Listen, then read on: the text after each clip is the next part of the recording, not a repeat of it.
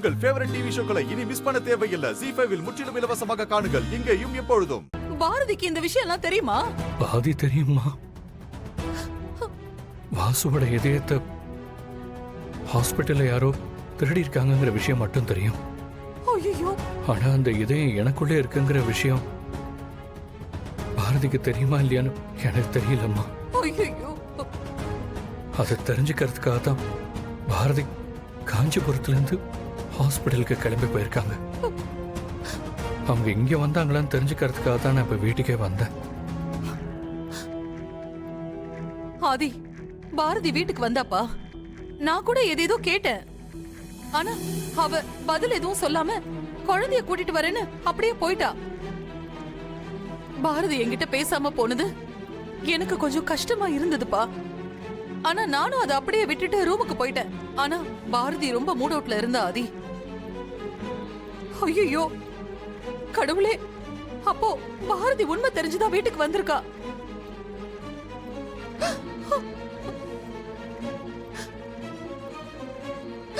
அதனாலதான் நான் கேட்ட கேள்விக்கெல்லாம் அவ பதில் சொல்லாம போயிருக்கா. என்னமா சொல்றீங்க? நீங்க சொல்றத பார்த்தா பாரதிக்கு உண்மை தெரிஞ்சிருக்குமோன்னு எனக்கு பயமா இருக்குமா? எனக்கு தெரியலையேப்பா.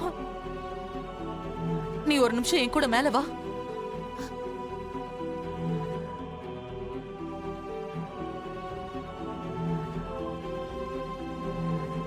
எங்க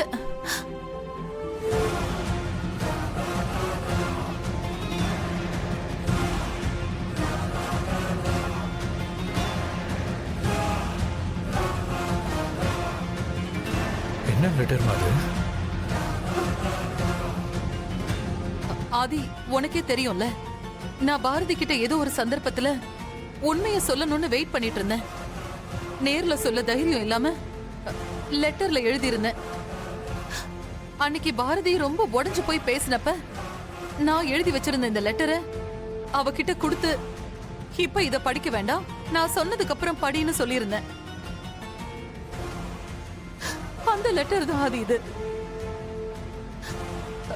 இதுல நான் எல்லா உண்மையும் எழுதி இருந்தேன்ப்பா. பாரதிக்கு சந்தேகம் வந்து லெட்டரை படிச்சிருக்கா. நீங்க சொல்றத பார்த்தா பாரதிக்கு இந்த நிமிஷம் எல்லா உண்மையும் தெரிஞ்சிருச்சுமா. அதனாலதான் உங்ககிட்ட பேசாம போயிருக்கா.